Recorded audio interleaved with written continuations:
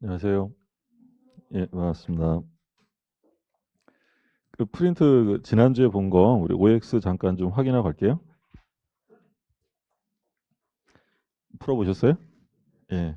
그냥 확인 차원에서 보는 거고 1번 보시면 단독 행위는 자유롭게 행사할 수 있는 것을 원칙으로 한다. 1번은 뭐 틀렸죠. 우리가 이제 계약은 자유가 원칙이라고 했는데 단독 행위는 자유롭게 할 수 있는 게 아니라 법률이 정할 때만 한다라고 했어요. 단독 행위는 일방적인 거니까 상대방에게 불리할 수밖에 없죠. 그럼 하고 싶다고 막 하면 안 되고 단독 행위는 법정주의라고 했고요. 2번. 매매 계약이 체결된 이후에 매도인의 과실로 목적물이 멸실되어 소유권 이전이 불능으로 확정되면 그 매매 계약은 무효가 된다. 그러니까 2번에서는 제일 중요한 말이 뭘까요? 저 이후죠. 체결된 이후. 그러니까 멸실된 것이 계약 체결 전이면 원시적 불능으로 무효가 된다고 했고 이후에 불능이 되면 이건 후발적 불능이니까 유효가 되죠. 2번은 틀렸고요. 3번. 매매 교환 임대차는 처분행위에 해당한다. 그러니까 3번에서 이제 말하는 건 우리가 법률행위 종류 중에서 이행의 문제를 남기는 것을 채권행위라고 했고 이행의 문제가 남지 않는 걸 처분행위라고 그랬어요. 그러면 매매 교환 임대차 요건 이행의 문제가 남아요, 남지 않아요? 남죠. 이건 계약을 한 거죠. 그럼 이건 처분행위가 아니라 채권행위에 해당되고 그러니까 처분행위는 뭐 대표적으로 물권행위가 있었는데 뭐 소유권 이전 행위, 저당권 설정 행위 이런 게 이제 처분행위에 속하는 거죠. 4번에 보시면 조세 포탈을 목적으로 하는 중간 생략의 합의라도 특별한 사정이 없는 한 유효이다. 자, 4번에서 얘기하는 것은 그 법률 규정 중에서 우리 효력 규정과 단속 규정을 봤어요. 그러니까 효력 규정은 위반되면 무효인데 단속 규정은 유효하다라고 했죠. 처벌은 변론으로 하고. 그러면 중간 생략 등기를 금지하는 이 규정이 효력 규정이냐 단속 규정이냐 문제인데 우리 판례는 뭘로 본다고 했냐면 단속 규정이에요. 유효하다. 처벌되는 건 별개로 하고요. 4번은 옳은 지문이고요. 5번. 사회 질서에 반하여 급부한 것이더라도 무효에 해당하면 이에 대한 반환을 청구할 수 있다. 5번 틀렸죠. 그러니까 원래 이제 일반적인 무효면 무효 취소가 되면 이미 주고받은 건 다 뭐가 된다고 했냐면 부당이득이 된다고 했죠. 근데 이게 반사회적 무효면 부당이득에 대한 특칙으로 불법 원인급여가 적용되죠. 그래서 반사회적으로 준 건 돌려받을 수 없다라고 했고요. 5번 불공정 행위의 판단 시점은 법률 행위 시이다. 그렇죠? 이행기가 아니라 계약 체결할 때를 기준으로 현저한 불공정이 있었느냐 그거를 판단해야 한다고 했고요. 나중에 달라진 건 고려하지 않는다라고 했어요. 7번 불공정 행위에서 궁박이란 경제적 원인의 경우에 한정한다. 틀렸죠? 궁박은 뭐 경제적 원인일 수도 있지만 정신적, 심리적 이런 거 다 포함한다라고 했고요. 8번 비진의 표시는 원칙적으로 유효하지만 상대방이 표의자의 진위 아님을 알았거나 알 수 있었을 경우에는 취소할 수 있다. OX? 틀렸죠. 뭐가 틀렸냐면 취소가 틀려. 취소가 아니라 무효가 되죠. 원칙은 유효인데 상대방이 알았거나 알 수 있었다. 또 바꿔서 얘기하면 악이거나 또는 몰랐어도 뭐가 있는 거예요. 과실. 과실이 있으면 무효가 되고요. 9번 비진의 표시에서 진이란 진정으로 바라는 것 또는 원하는 것을 의미한다. 9번도 조심하시라고 했죠. 중요한 판례였고 그러니까 진이라는 건 바라는 것, 원하는 것을 의미하는 것이 아니라 어떤 특정한 의사 표시를 할 생각 그걸 말한다라고 했죠.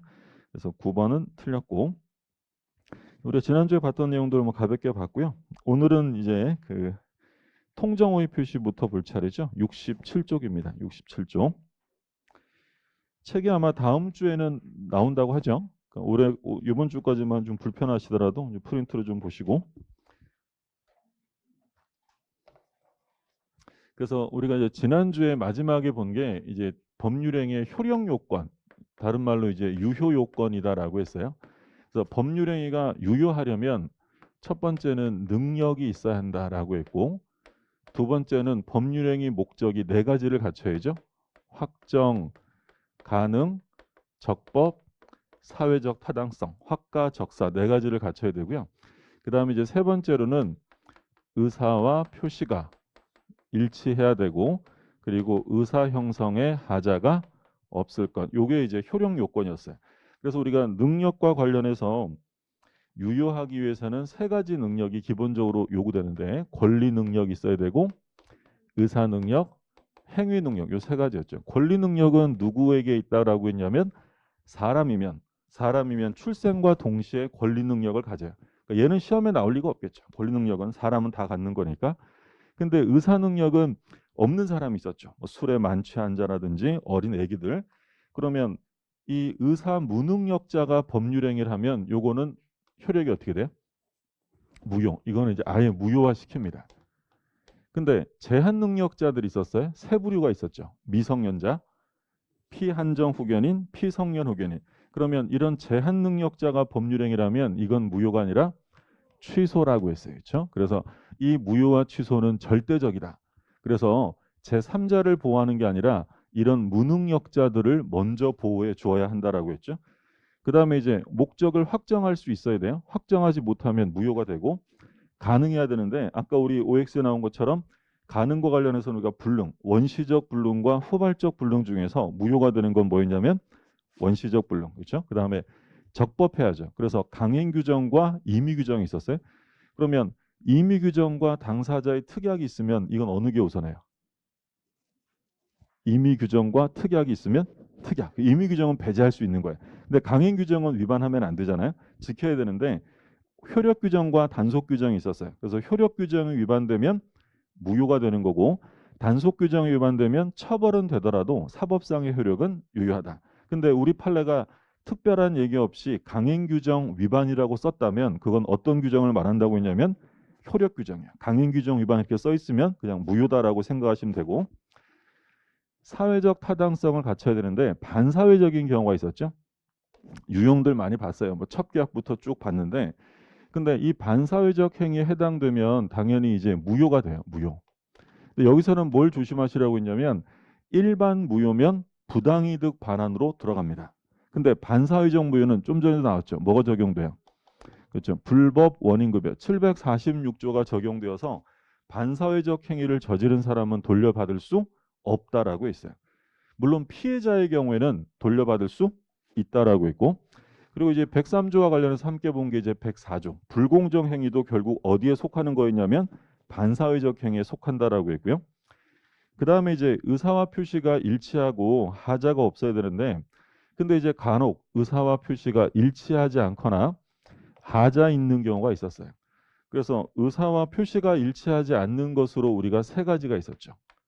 비진의 표시, 그다음에 통정 허위 표시가 있었고요. 그다음에 이제 착오에 의한 의사 표시. 그리고 하자가 있는 것으로는 사기, 강박에 의한 의사 표시. 그래서 우리가 줄여서 비통착사라고 했어요. 사기하면 강박을 항상 같이 들어간다고 생각하시고 우리가 여기까지 봤죠. 지난주에 비진의 표시는 원칙적으로 유효한데 상대방이 알았거나 알 수 있었다면 무효로 한다. 그리고 오늘 이게 다 정리하게 될 텐데 이 비통착사들은 공통점이 어떤 규정을 다 두고 있다고 했냐면 선의의 제3자를 보호하는 규정을 두고 있었어요. 우리가 지난주에 이거 되게 중요하다고 했죠. 그러니까 무효 등기를 믿고 무권리자에게서 부동산을 사면 원칙적으로 보호돼야 안 돼? 안 돼요. 권리자에게 사면 무조건 취득이지만 무권리자에게 사면 권리 취득을 못 해요. 근데 예외적으로 권리를 취득하는 경우가 있었는데 그러려면 뭐가 있어야 한다고 했어요? 법률의 규정. 얘들처럼 비통착사처럼 제3자를 보호하겠다는 규정을 따로 뒀다면 그때는 예외적으로 무권리자에게 샀지만 권리 취득이 가능하다라고 했어요. 그래서 지난주에 본 거고 이제 오늘은 통정의 표시부터 볼게요. 67쪽에 프린트 67쪽에 자, 조문부터 봅니다. 108조 제1항 상대방과 통정한 허위 의사 표시는 무효로 한다. 자, 비진의하고 통정은 취소란 말이 나오면 안 되는 거예요. 유효냐 무효냐의 문제고 자, 이 항은 말씀드린 것처럼 전항의 의사 표시 무효는 선의의 제3자에게 대항하지 못한다. 그러니까 선의의 제3자를 보호하겠다는 공통 규정이에요. 다음 페이지 한번 볼까요? 요건.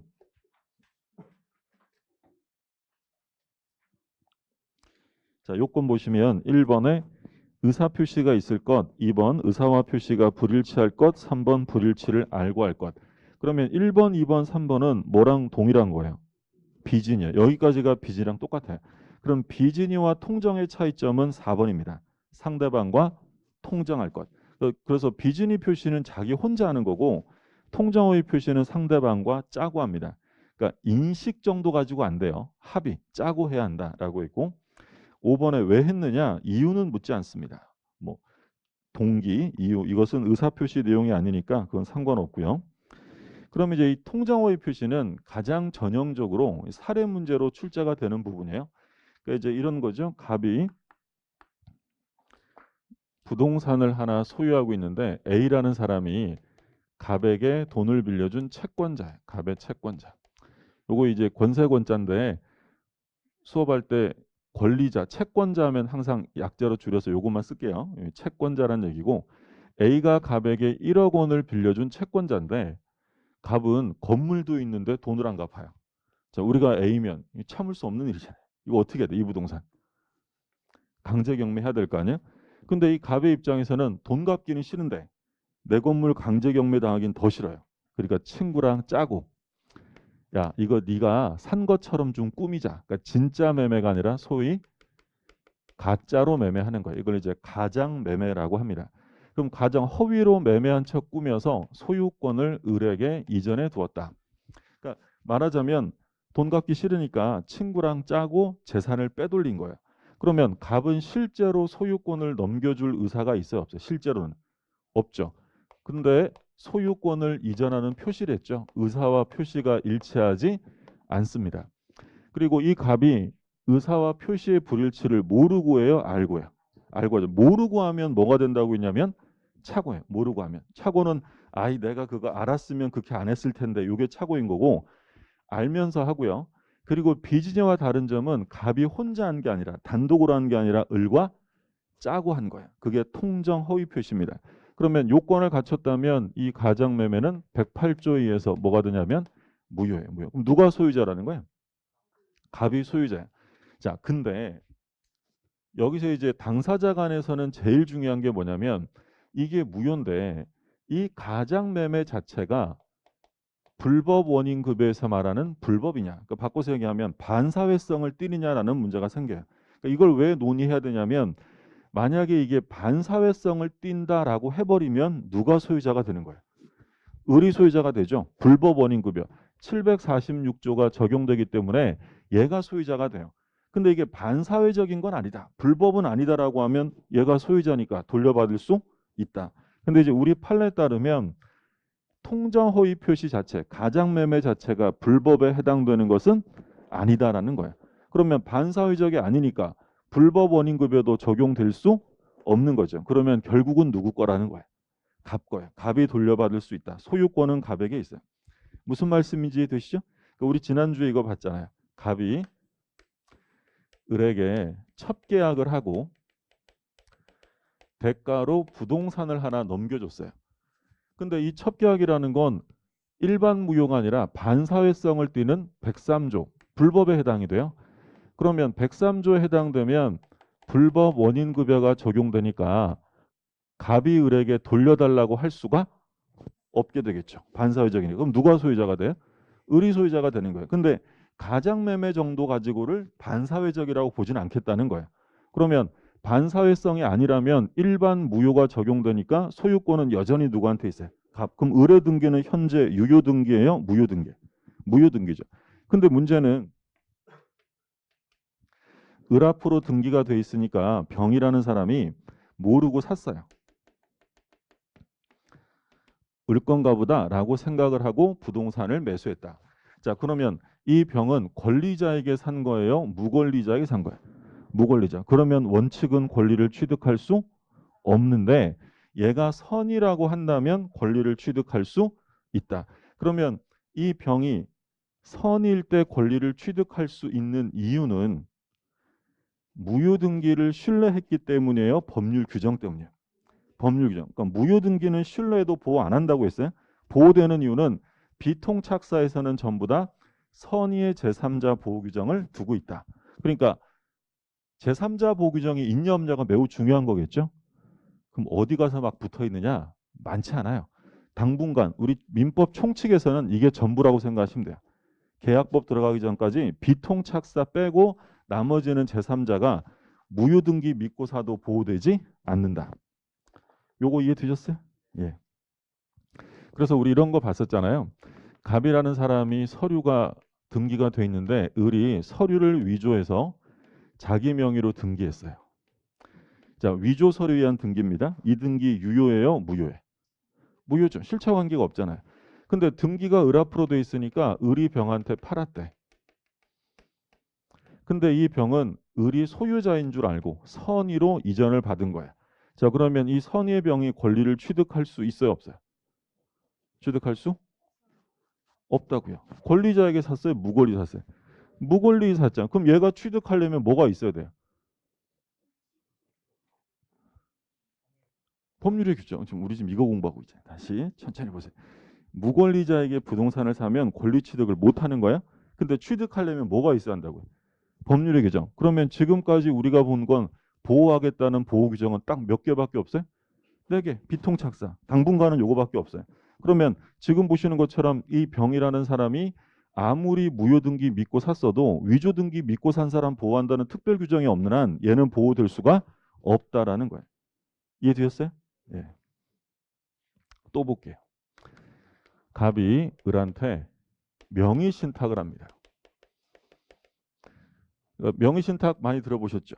그러니까 이 갑이 실제로는 자기 건데 뭐 세금 문제나 이런 것 때문에 친구한테 명의를 신탁하는 거야. 네 이름으로 좀 해두자. 그러면 현행법상 명의신탁 해도 돼야 안 돼?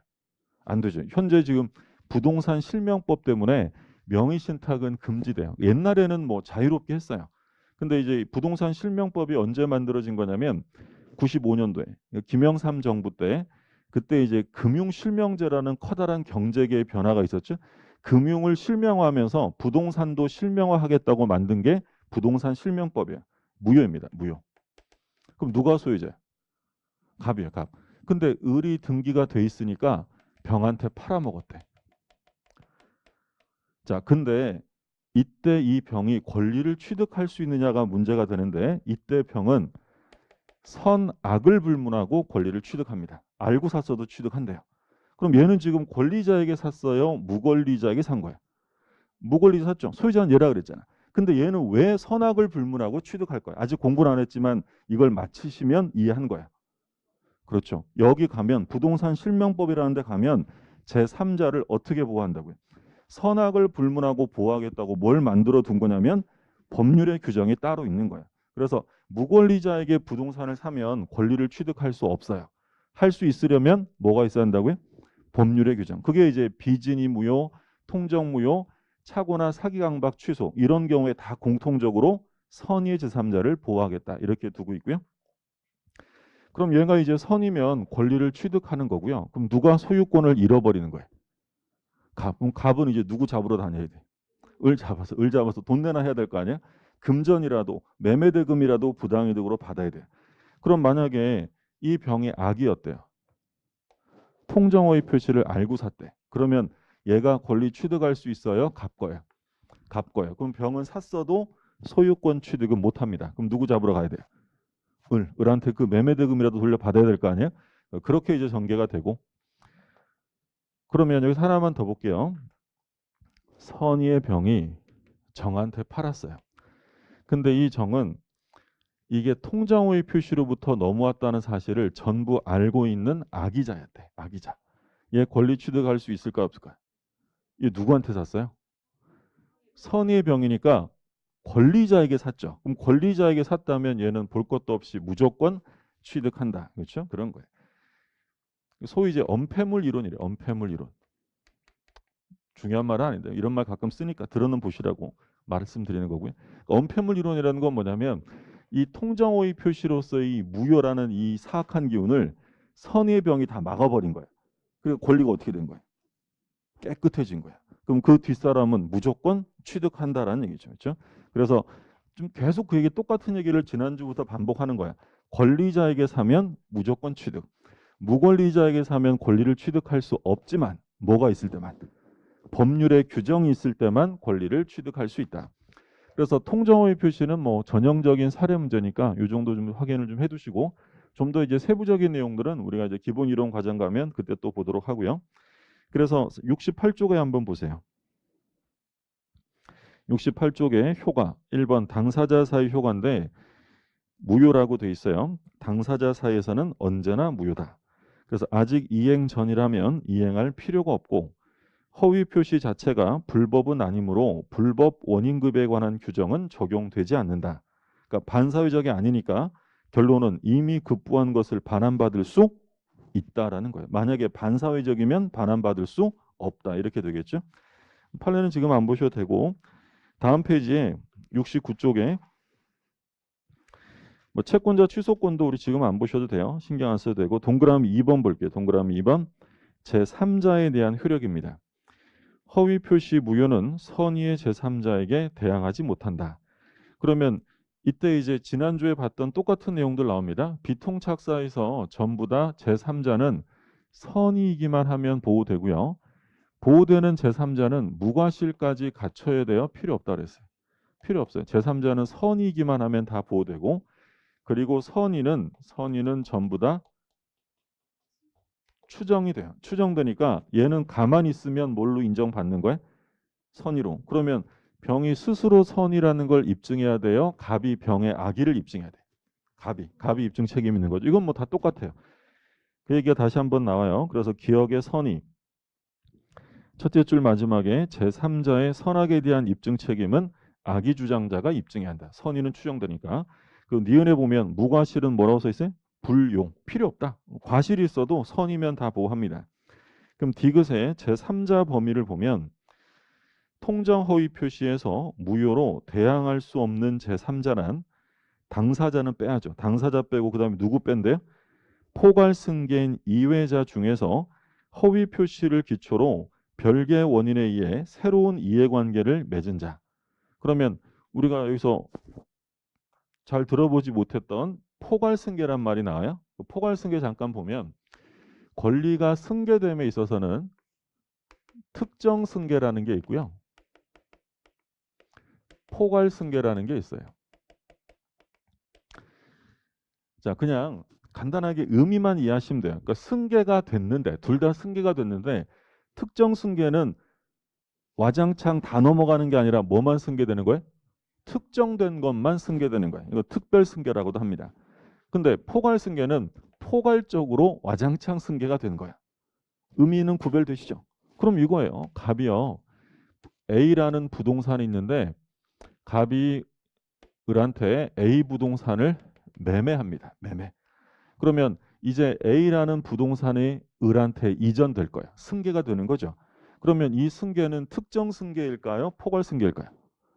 딱 정해진 것만 승계되는 거죠. 이런 승계가 특정 승계. 근데 만약에 갑이 사망을 했어요. 갑이 사망. 을이 상속을 받았대요. 그러면 상속할 때는 딱 찍어서 정해진 것만 넘어가요? 다 넘어가요? 권리 의무가 포괄적으로 넘어가요. 이런 승계가 바로 포괄 승계. 그래서 특정 승계는 대표적으로 이제 매매, 뭐 교환, 뭐 이런 것들이 있을 거고요. 포괄 승계는 기억을 좀 해두셔야 되는데 가장 대표적인 게 상속이에요. 상속. 그리고 포괄 유증. 회사의 합병. 이런 것들을 포괄 승계라고 불러요. 자, 이게 포괄 유증도 우리가 평소에 안 보던 건데 이건 이제 뭐냐면 유증이라는 건 이런 거예요. 갑이 내가 죽으면 나의 가장 친한 친구 을에게 A라는 부동산을 주겠다라고 했어요. 언제 준다고요? 죽으면. 그 죽으면 준다는 걸 유증이라고 해요. 유증. 근데 이 유증도요. 특정 유증이 있을 수 있고 포괄 유증이 있을 수 있어요. 그러면 갑이 내가 죽으면 A 부동산을 주겠다라고 했다면 이건 무슨 유증일까요? 당연히 특정 유증. 정해진 것만 넘어가니까. 근데 갑이 내가 죽으면 내 친구한테 나의 모든 것을 주겠다. 이렇게 불특정적으로 유증을 하면 그런 유증을 뭐라고 하냐면 포괄 유증이라고 불러요. 그러면 특정 유증은 당연히 포괄 승계예요, 특정 승계. 이건 특정 승계. 포괄 유증만 포괄 승계가 되고 합병. A 회사를 B 회사가 합병합니다. 근데 회사가 합병하면서 하나 콕 찍어서 가져가는 게 아니겠죠? 다 와장창 다 넘어가요. 이런 승계를 뭐라고 하냐면 포괄승계. 그러면 포괄승계를 받은 사람의 지위는 제3자라고 볼 수가 없다. 왜냐하면 자, 이 그림에서 볼게요. 갑이 을하고 짜고 허위로 등기를 넘겼어요. 자, 근데 을이 사망합니다. 병이 상속을 받았어요. 그러면 이건 특정 승계가 아니라 을이 가지고 있는 권리 의무 자체가 포괄적으로 병에게 넘어가요. 그러면 병은 제3자로 볼까요? 을과 같은 사람으로 볼까요?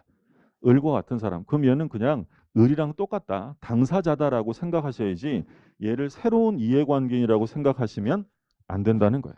무슨 말씀인지 드시죠? 그러면 만약에 사례 문제에서 이렇게 나왔어요. 을이 가장매매로 등기한 이후에 사망을 했는데 병은 아버지 이름으로 등기돼 있어서 아버지 거라고 생각하고 모르고 선의로 상속을 받았다라고 써 있어요. 그러면 선의의 상속인 병은 이 부동산의 권리를 취득할 수 있다요, 없다요? 없다는 거예요. 얘는 누구랑 똑같은 거니까. 을과 똑같은 거죠. 그래서 상속받은 사람은 제3자가 될 수 없어요. 그리고 제3자가 되려면 새로운 이해관계를 맺었어야 돼요. 그러면 새로운 이해관계를 맺었다라는 것은 허위 표시 이전에 채권자나 채무자도 들어가요. 이후 해야 돼요. 이후. 그러면 얘 볼까요? 가장매매에서 채권자 A. 그럼 얘는 가장매매라는 허위 표시 이후에 들어온 사람이에요. 이전부터 있던 애예요. 이전 위에는 보호되는 제3자에 들어갈 리가 없다라는 거예요. 그래서 뭐 가장매매에서 양도인의 채권자 또는 뭐 그냥 채무자 이런 말 써 있으면 제3자가 될 수 없어요. 근데 이게 제3자에 해당되느냐 안 되느냐는 다음 페이지에 심화라고 해서 그 시커먼 박스에 나와 있잖아요. 이건 우리 다음 과정에서 일단 심화 과정에서 볼 거고 지금은 요 정도까지 이해를 해두시면 충분해요. 자, 여기까지가 이제 통정 허위 표시에 해당이 됩니다. 그 다음에 이제 71쪽에 착오가 나옵니다. 착오.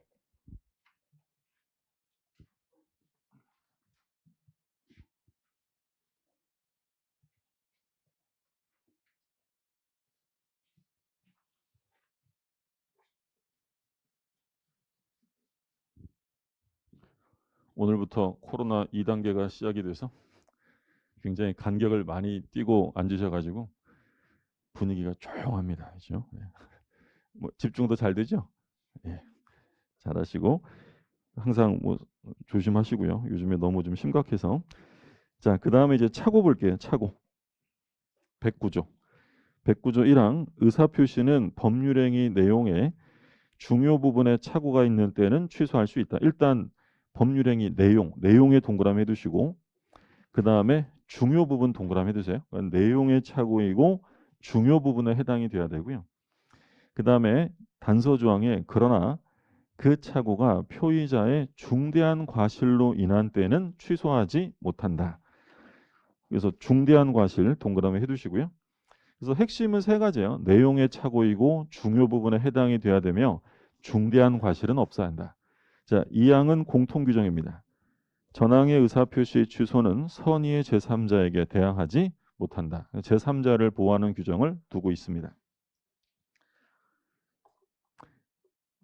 이 비통착사 중에서 제일 어려운 부분이 사실 착오예요. 착오는 사실 그 깊이 공부하면 굉장히 어려워요. 그러니까 착오는 이 공부하실 때 우리가 시험을 목적으로 공부하는 거니까 이것저것 막 비교하면서 여기서는 이렇게 봤는데 왜 여기서는 저렇게 이런 고민하시면 굉장히 어려워져요. 그러니까 시험은 무조건 판례 입장대로 나오기 때문에 그냥 판례의 핵심어를 생각하셔서 이런 말이 나오면 취소가 되고 이런 말이 나오면 취소가 안 된다. 이렇게 정리하시는 게 시험에 있어서는 매우 중요해요. 그러니까 너무 깊이 연구하시고 고민하실 부분이 아니에요. 그래서 핵심어들 위주로 봐두시면 뭐 문제 맞히는데 정답 맞히는데 아무 어려움 없으니까. 자, 그러면 착오의 종류가 나오는데 유형 나오는데 지금 신경 안 써도 되고 여기서 이제 시험에 그 제일 많이 나오는 건 73쪽의 5번이에요. 5번. 동기의 착오. 동기의 착오가 핵심입니다. 여기서는 착오의 유형 중에서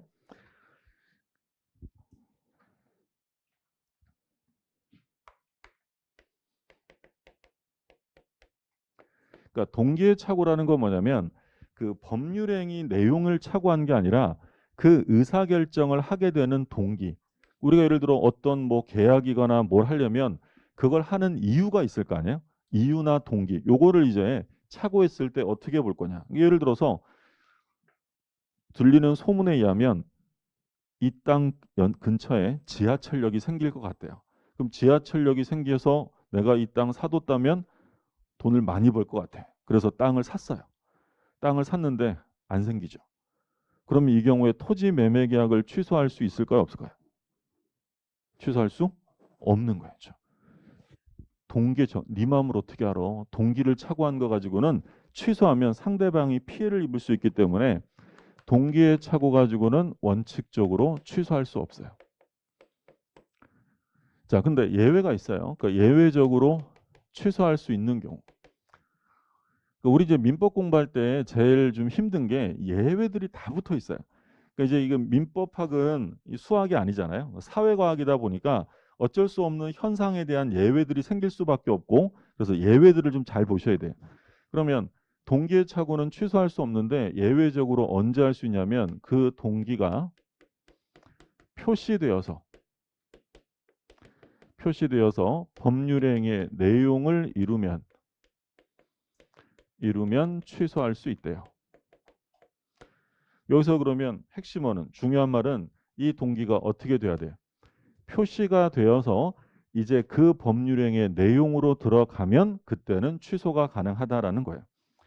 그럼 이제 가끔 시험에 나왔던 건 뭐였냐면 그러면 이걸 취소하려면 그 동기를 법률행위 내용으로 하자라고 당사자가 합의를 해야 되느냐라고 물으면 합의까지는 필요 없대요. 합의는 필요 없고 뭐만 되면 된다고요?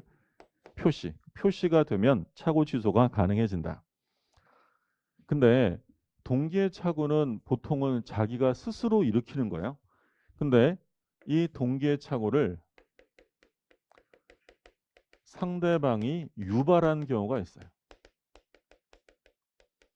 그럼 여기서 이제 핵심어는 뭐냐면 유발이에요. 유발. 상대방이 야기했다라는 거죠.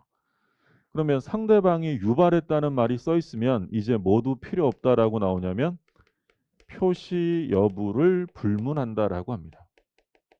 그러니까 원래 동기의 착오를 가지고 취소하려면 동기가 표시가 돼야 돼요. 근데 상대방이 유발했다라고 써 있으면 그것도 필요 없고 취소 가능하다. 바로 중요 부분이 될 수 있다라는 게 판례입니다. 대표적인 사건은 이런 게 있었어요. 갑이 땅이 좀 있었어요. 근데 이 사람이 이 자기 땅에서 뭘 하고 싶었냐면 휴게소를 운영하고 싶었어요. 이제 우리가 나중에 이거 휴게소 판례라고 할 거야. 휴게소를 운영하고 싶어서 담당 공무원한테 이제 물어봤어요. 질의를 합니다. 아, 나 이거 휴게소 하고 싶은데 어떻게 하면 돼요? 그랬더니 공무원이 뭐라고 회신을 해줬냐면 그 가지고 계신 토지를 전부 국가에 증여하시고 그리고 휴게소 건물을 지어서 운영하시면 돼요라고 회신을 해준 거야. 그래서 금갑다 생각하고 이 땅을 국가에 전부 증여하고 건물을 지어서 운영했는데 나중에 밝혀진 바에 의하면 공무원이 법을 잘 몰랐어요. 법령을 오해했고요. 그러니까 원래는 이거 다 주는 게 아니라 휴게소가 지어질 부지 요만큼만 증여하면 되는 건데 공무원이 말을 잘못하는 바람에 원래 증여할 토지의 16배를 증여한 사건이에요. 자, 그러면 이 사람이 착오를 일으킨 건 누구 때문이에요? 공무원 때문이죠. 그러면 상대방이 유발했다면 갑은 그냥 이 계약 뭐 할 수 있다는 거예요. 취소할 수 있다라는 거예요. 자, 근데 여기서 이제 우리가 나중에 공부할 내용 중에 한 가지의 문제가 더 생겨요. 그럼 만약에 이 증여 계약을 갑이 모두 다 취소해 버린다라고 하면 갑은 휴게소를 운영할 수 있어요, 없어요? 없죠. 얼만큼은 증여해야 되냐? 요만큼은 원래 해야 돼요. 그러면 이 사람에게 착오 취소를 하기 위해서는 요거는 남겨두고 나머지만을 취소할 수 있어야 될 텐데 그런 취소를 뭐라고 하냐면 일부 취소라고요. 그러니까 우리 민법 좀 이따 공부하면 무효 파트에 가면 일부 무효라는 규정은 있어요. 일부만 무효로 하겠다 이런 규정은 있을 수 있는데 일부만 취소할 수 있느냐 이런 규정이 없어요. 그래서 이제 논란이 된 사건인데 우리 판례는 일부 무효가 규정되어 있는 것처럼 모두 가능하다라고 보냐면 일부만 취소할 수도 있다. 그러니까 이 토지 전체 증여 계약 중에서 요 부분은 증여하고 나머지 부분만 증여를 뭐 할 수 있다는 거예요? 취소할 수도 있다라는 거예요. 요게 이제 동기의 착오예요. 교재 한번 볼게요. 73쪽에 동기의 착오 동그라미 1번 원칙. 의사표시 내용에 해당하지 않는 동기의 착오를 이유로는 취소할 수 없다. 그럼 2번에 예외 볼게요. 기억에 동기의 착오를 이유로 의사표시를 취소하기 위해서는 그 동기가 상대방에게 어떻게 돼야 돼? 표시 동그라미 해두시고 표시되어 동기가 법률행위 내용으로 되어야 한다. 다만 당사자들 사이에 별도로 그 동기를 의사표시 내용으로 삼기로 하는 자 뭐는 필요 없어요? 합의는 필요 없어요. 합의까지 이루어질 필요는 없다. 그 다음에 니은에 보시면 동기의 착오가 상대방에 의해서 어떻게 됐어요? 유발에 동그라미 해두시고 유발된 때는 표시 여부를 불문하고 묻지 않고 취소 가능하다라는 점. 자, 다음 페이지 보죠.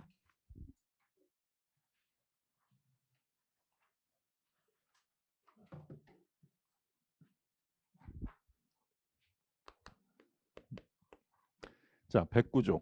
우리가 법조문 읽으면서 동그라미 친 게 뭘 동그라미 쳤냐면 첫 번째 내용의 동그라미를 쳤고요. 그 다음에 두 번째는 중요 부분에 동그라미를 했고 그 다음에 세 번째는 중대한 과실이 없을 것 여기에 동그라미 해두셨어요. 요게 이제 우리 민법 제 109조에서 얘기하는 착오 취소의 요건이에요. 그러니까 시험은 이론상의 문제는 안 나온다고 생각하시면 되고 사건이 나왔을 때 이 판례를 딱 보고 우리 판례가 취소할 수 있다고 본 거냐 없다고 본 거냐를 구별하실 수만 있으면 돼요. 그러면 내용의 착오라는 건 이건 뭐 특별한 거 없고요. 동기의 착오는 안 된다는 거예요. 왜냐하면 동기는 내용이 아니니까. 근데 동기가 내용으로 들어갈 수도 있죠. 뭐가 되면? 표시가 되면 내용으로 들어갈 수도 있는데 표시했다는 말이 없는 한 동기상의 착오 가지고는 취소가 안 된다고 했고 두 번째 중요해야죠. 별로 막 대수롭지도 않은 거 가지고 취소를 인정해주면 상대방이 불측의 피해를 입을 수밖에 없기 때문에 중요해야 돼요. 그러면 이때 중요하다는 것은 객관적으로 볼 때도 중요해야 되고 주관적으로 볼 때도 중요해야 돼요. 그럼 주관적이라는 건 누구 입장에서 보는 거냐면 표의자. 객관적이라는 것은 일반인의 입장에서 볼 때. 그러면 자기 혼자 중요하다고 다들 문제가 아니라 누가 볼 때도 그러면 다른 사람들이 볼 때도 중요해야지만 중요 부분 착오로 인정해 주겠다라는 거죠. 그러니까 예를 들어서 독일 사례 중에 이런 게 있어요. 독일 사례에서 A가 있고 B가 있는데 A가 포도주 상인이에요. 포도주 판매하는 사람인데 B가 포도주를 대량으로 매매를 했어요. 근데 이제 나중에 A 상인을 만났는데 B가 A한테 독일 사람이 A한테 뭐라고 물어보냐면 혹시 당신 유태인이세요? 이렇게 물어봐요. A가 맞는데요. 그랬더니 이 B라는 독일인은 유태인을 엄청 싫어했대요. 그러니까 얘가 뭐라고 하냐면 당신 내가 유태인인지 알았으면 당신이랑 거래 안 했어요. 나 이거 취소합니다. 라고 했대요. 그럼 이 사례에서 이게 중요 부분이냐 아니냐를 따져야 될 텐데 주관적은 얘 입장이에요. 그럼 주관적으로 볼 때 중요해 안 중요해? 얘 입장에서는 엄청 중요하대요. 근데 이제 얘만 중요하다고 끝나는 문제가 아니라 누가 볼 때도 일반인. 그럼 우리와 같은 일반인이 볼 때 포도주 파는 사람이 유태인이냐 게르만인 얘기 중요해 안 중요해? 안 중요하다고 일반인이 볼 때. 그러면 이건 중요분이라고 할 수가 없다라는 거야. 그러면 중요 부분에 해당되는지 아닌지에 관한 다툼이 생길 텐데 이거를 그러면 누가 주장 입증해야 되느냐 문제가 생겨요. 취소를 하려는 사람이 중요 부분이라고 입증해야 될까요? 취소를 사람이 중요 부분이 아니라고 입증해야 될까요? 취소하려는 사람. 우리 지난주에 정리했었잖아요. 지난주에 뭐가 나왔냐면 법률행위가 만들어졌어요. 성립이 됐대. 그럼 성립이 되면 원칙적으로 유효인 게 원칙이에요? 무효인 게 원칙이에요? 유효. 그러니까 법률행위의 무효, 취소 이런 말 나오면 전부 다 무효나 취소를 주장하는 사람이 입증을 해야 돼요. 그럼 이거 끝나면 사기강박 나올 거 아니에요. 그럼 사기강박 취소할 수 있는데 입증은 취소할 사람이 사기강박 당했음을 입증해야 돼요. 취소를 막으려는 사람이 사기 강박 안 했음을 입증해야 돼요. 당연히 하려는 사람이 사기 강박을 입증해야 돼요. 다 똑같아요. 그러면 이때 중요 부분인지 아닌지에 관한 다툼이 생기면 이건 표의자가 취소할 사람이죠. 착오로 인한 의사를 표시한 사람이 입증해야 돼요. 그러면 이제 표의자가 중요 부분이다라는 걸 입증하면 취소가 가능해집니다. 그럼 이때 이제 마지막으로 그걸 막으려면 상대방이 뭘 입증해야 되냐면 중과실. 너 중과실 있잖아 라는 것은 상대방이 입증을 합니다.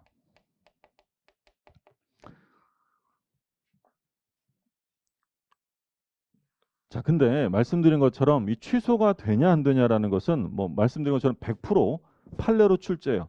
학설상으로는 뭐 논란이 많은데 다 의미 없는 거고 우리 시험에서는 취소가 되는 사건과 안 되는 사건으로 구별하셔야 되는데 시험은 뭐 거의 정해진 것만 나와요. 그 취소가 되는 건 가장 대표적인 게 토지의 현황과 경계착오예요. 현황과 경계착오. 가장 고전적으로 각종 시험에 제일 많이 나왔던 거고 두 번째는 채무자의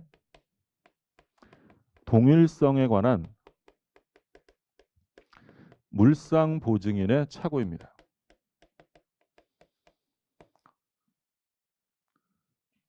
이 두 가지만 일단 잘 봐두세요. 시험은 뭐 거의 1번에서 많이 나오고 그럼 취소가 안 되는 건 가장 대표적인 것이 시가나 면적의 착오예요.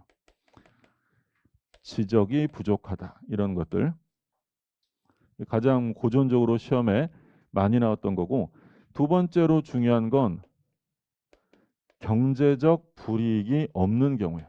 경제적 불이익이 없는 경우. 세 번째는 법령상의 제한이 있는 경우. 법령상 제한. 이런 건 착오 취소가 안 된다라고 보는 게 판례 입장이에요. 자, 간단하게만 좀 볼게요. 현황이라는 건 뭐의 줄임말이냐면 현재 상황이에요. 현재 상황. 그러니까 이때 현황은 물리적인 상태를 말합니다. 소위 하천부지 판례, 하천부지 판례. 그러니까 이 사람이 농사를 지으려고 땅을 산 거예요. 농사를 지으려고 토지 1389평이나 샀는데 사고 봤더니 절반이 하천부지예요. 농사를 지을 수가 없다는 거예요. 그럼 이 토지 매매 계약을 취소할 수 있다 없대? 있다라는 거고요. 그리고 경계를 착오했다. 그러니까 이거는 핵심어가 경계선인데 어떤 판례든지 간에 경계선을 착오했다라고 써 있으면 취소할 수 있다라고 생각하시면 돼요. 그러니까 이제 이런 사건이 있었어요. 갑당, 을당 이게 경계선이에요. 그래서 이 두 사람이 이걸 경계선이라고 생각하고 이 땅을 서로 맞바꾸는 교환 계약을 한 거예요. 근데 나중에 밝혀진 바에 의하면 실제 경계선은 여기였대. 대부분의 땅이 누구 거였냐면 을 거였는데 을이 경계선을 착오하고 교환 계약을 했대요. 그러면 을이 실제 경계선이 여기라는 걸 알았더라면 이런 교환 계약을 했을 리가 없다. 취소가 가능하다라고 본 거예요. 그래서 우리가 앞으로 볼 때 현황, 하천부지 이런 말 나오거나 경계선을 착오했다 이렇게 써 있으면 그냥 뭐 할 수 있다는 거예요? 취소 가능해요. 자, 채무자의 동일성에 관한 물상보증인의 착오. 이거 무슨 얘기냐면 우리가 이제 물상보증이란 말은 평소에 잘 안 쓰는 말이잖아요.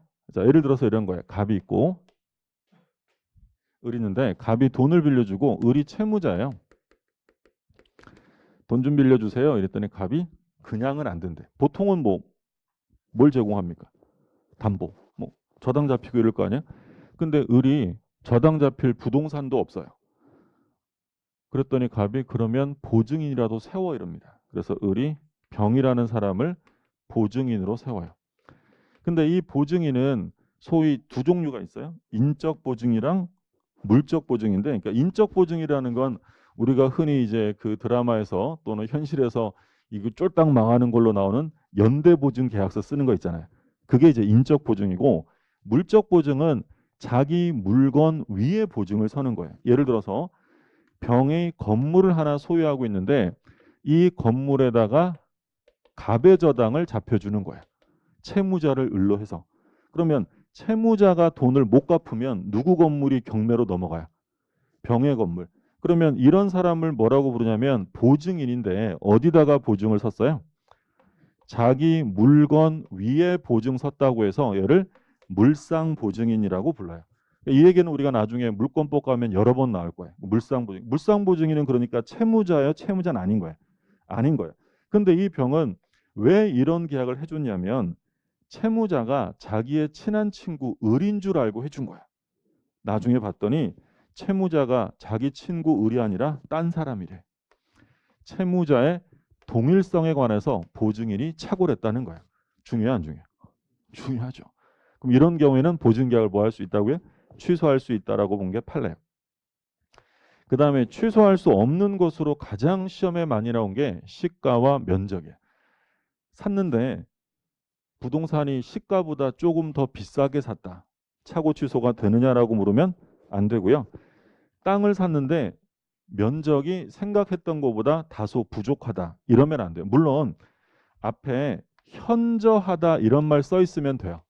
현저한 시가나 현저한 면적의 착오는 취소가 가능해도 현저하다는 말이 없는 한 단순한 시가나 면적의 착오를 가지고는 취소할 수 없어요. 나중에 보겠지만 뭐 면적이 좀 부족하면 계약법에서 담보 책임의 문제는 생길 수 있어도 착오 취소는 안 된다는 거고요. 경제적 불이익이 없으면 취소 안 돼요. 그러니까 바꾸서 얘기하면 착오 취소가 인정되려면 반드시 뭐가 있어야 돼요? 손해를 봐야 돼요. 아무런 피해가 없는데 취소해버리면 오히려 상대방이 피해를 보잖아요. 그래서 나한테 아무런 손해가 없는데도 취소한다? 그건 안 된다는 거고요. 그 다음에 법령상의 제한인데 이건 이제 우리가 그 비유구 사건이라고 해요. 소사건.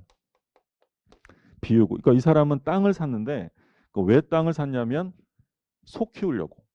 그 땅 사서 거기에 이제 소 키우 비유구를 키우면서 우사 소집도 짓고 이러려고 땅을 샀는데 그 땅이 법령상 시설 녹지에 포함되는 바람에 가축을 키울 수 없는 땅으로 돼 있는 거예요. 소 키우려고 땅 샀는데 소를 못 키워요. 취소할 수 있다요, 없다요? 취소할 수 없다는 거예요. 나는 취소할 수 있을 것 같은데. 그러시면 안 된다는 거예요. 그러니까 차고에서는 그런 점을 조심하셔야 돼요. 그러니까 이건 우리 판례가 뭐라고 하냐면 단순한 동기의 착오에 지나지 않는다라는 거예요. 아니 그 땅 살 때 소 키울지 어쩔지 어떻게 알아요? 이건 동기상의 착오니까 취소가 안 된다고. 그러면 가능성은 있긴 있겠죠. 그 땅 살 때 뭐 했더라면 그 동기를 표시했더라면 내가 이 땅 사는 이유는 소 키우고 우사를 짓고 이러려고 사는 거예요 라고 표시했다면 취소 가능성은 있어요. 근데 그런 게 없다면 단순한 동기의 착오를 가지고는 취소할 수 없다라는 거죠. 판례 구별되셨어요? 그러니까 여기서 이제 또 이런 고민하신다고. 여기서는 농사 지으려고 땅 샀는데 이건 농사 못 지으니까 취소가 되는데 이 소는 누가 키워? 막 이런 생각 하신다고. 이건 다른 거. 이거는 물리적인 현황이에요. 물리적. 이거는 지금 물리적인 게 아니라 법률로 제한하고 있는 경우를 말하는 거고요. 이거는 물리적인 상태가 아예 농사를 지을 수가 없는 상태라는 거예요. 그러니까 말씀드린 것처럼 차고에서는 그런 식으로 비교를 해나가면 굉장히 복잡해져요. 그러니까 우리가 시험 공부를 하기 위한 거니까 그냥 핵심으로 농사 지으려고 땅 샀는데 하천이다. 현황 이런 말 넣으면 취소된다. 근데 소 키우려고 땅 샀는데 안 돼. 법령이 제한한다. 이런 말 써 있으면 취소가 안 돼. 이렇게 정리하시는 게 시험을 위해서는 이 정신 건강을 위해서는 훨씬 좋아요. 그렇게 해두시고. 자, 그러면 여기까지 이제 보셨어요. 마지막으로 중과실이 없어야 된대. 중과실. 우리가 보통 과실이라고 하면 두 종류가 있어요. 경과실. 물론 뭐 가벼운 과실이죠. 중대한 과실. 구별해 보면 보통 우리가 과실이 있다라고 표현하는데 이때 과실은 앞에 경자가 생략된 거라고 생각하시면 돼요. 그러니까 일반적인 과실은 보통 사람들에게 요구되는 주의 의무를 태만히한 거고 중대한 과실은 일반적인 사람에게 요구되는 주의를 통상적으로 태만한 것이 아니라 현저하게 요만한 사소한 주의 의무도 안 기울인 걸 뭐라고 하냐면 중대한 과실. 그래서 우리 판례는 뭐라고 하냐면 표의자의 직업이나 법률행위의 종류, 목적에 비추어 주의 의무를 어떻게 결의한 거냐면 현저하게 현저하게 결여한 것을 중대한 과실이다라고 불러요. 그러면 아무리 중요한 착오라 하더라도 아니 자기는 현저하게 주의 의무를 게을리해 놓고 취소해 버리면 상대방이 피해 볼 거 아니에요. 그러니까 아무리 중요해도 뭐는 있으면 안 돼. 중과실. 이해되셨어요? 자, 그러면 이거 맞히셔야지 이해된 거예요.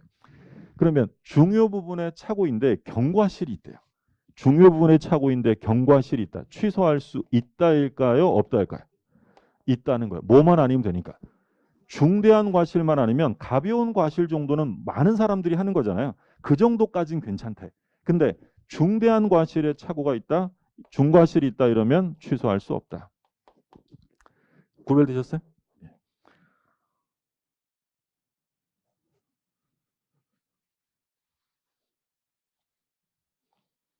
교재 잠깐 볼게요. 교재 잠깐 보면 그 74쪽에 그 밑에 판례박스 있죠? 판례박스. 지금 착오 취소가 되는 경우 그리고 한 페이지 넘겨보시면 취소가 안 되는 경우 이렇게 나와 있는데 일단은 지금 수업 우리 칠판에 쓰면서 한 내용만 확인하시면 되겠고요. 그럼 이제 75쪽에 괄호 2번에 보면 중과실이 없을 것 이렇게 써 있어요. 자, 동그라미 1번. 여기서 중대한 과실이란 표의자의 직업, 법률행위 종류, 목적에 비추어 주의 의무를 어떻게 결의했어요? 현저하게 결의한 걸 말하고 2번에 보시면 중대한 과실이 있다는 입증 책임은 표의자로 하여금 그 의사 표시를 취소케 하지 않으려는 자 누가 부담해요? 상대방. 그러니까 중요 부분은 취소할 사람이 하는 거고요. 그리고 취소를 막을 사람은 너 중과실 있잖아. 이렇게 입증하는 거예요. 3번에 보시면 상대방이 표의자의 중과실이 있음을 알면서 이를 뭐 했어요? 이용 동그라미 해두시고 상대방은 표의자의 중과실을 주장할 수 없다. 그럼 바꿔서 얘기하면 상대방이 이용해 먹었다면 마지막에 뭐예요? 중과실이 있어도 뭐 할 수 있다. 취소할 수 있다. 그러니까 상대방이 표의자의 착오를 이용해 먹은 거예요. 그러면 아무리 표의자에게 중대한 과실이 있어도 비난 가능성은 표의자에게 있을까요? 상대방에게 있을까요? 상대방이 이용해 먹었으면 상대방이죠. 그럼 표의자는 뭐 할 수 있다. 취소할 수 있다라고 있고 3번 판례는 뭐 이번 시험에 또 출제가 됐죠.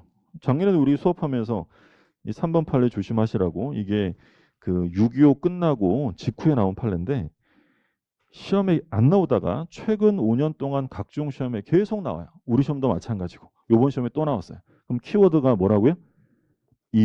이용했다 이런 말 써 있으면 중과실이 있어도 취소가 가능하다. 그러면 대표적인 판례 하나만 볼게요. 자, 이거 우리가 나중에 공장 경영자 판례라고 할 건데 공장 사장님이셔요. 갑과 을이라는 사람이 토지 매매 계약, 사장님이 땅을 샀어요. 이 사람은 왜 땅을 샀냐면 이 땅에다가 공장 부지가 부족해서 공장 지으려고 땅을 산 거예요. 사장님이. 근데 사고 봤더니 이 땅에 공장을 못 짓는데요. 그러니까 이 갑이 공장 지으려고 땅 샀는데 이거 안 된다네. 취소 이럽니다. 그러니까 이때 이 상대방은 뭐라고 주장을 했냐면 아니 사장님이 그런 것도 안 알아보고 사신 다음에 이제 와서 취소하면 어떡해? 이거 중과실이에요. 라고 주장을 한 거예요.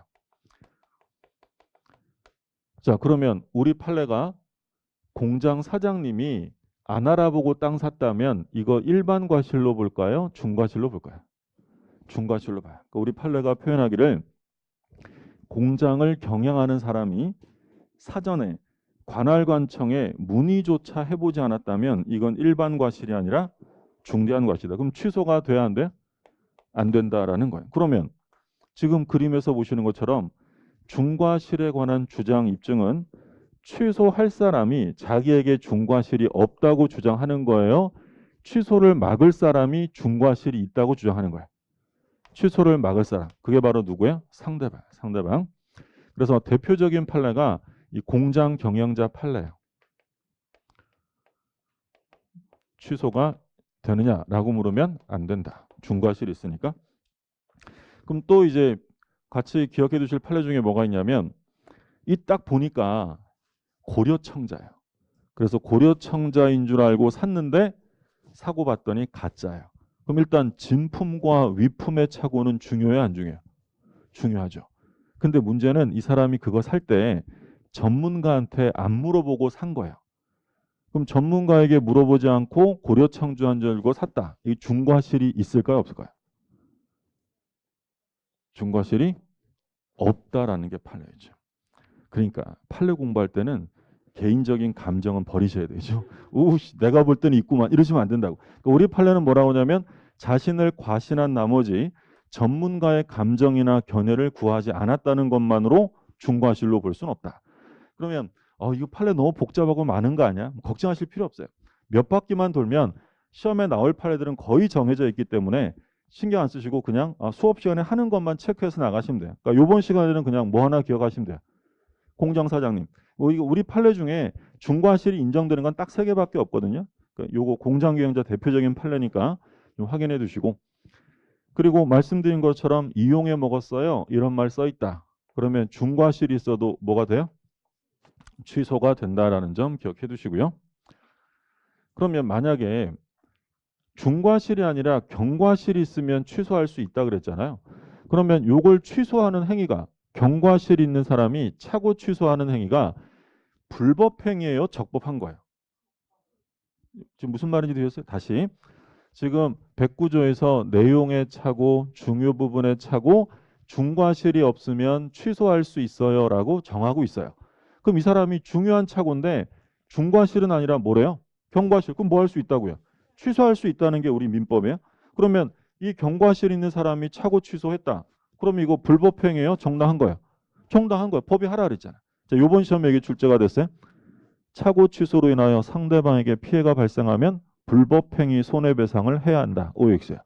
틀리죠. 이건 적법한 거지 불법행위가 아니다라는 거예요. 그 얘기고 한 장 넘겨보시면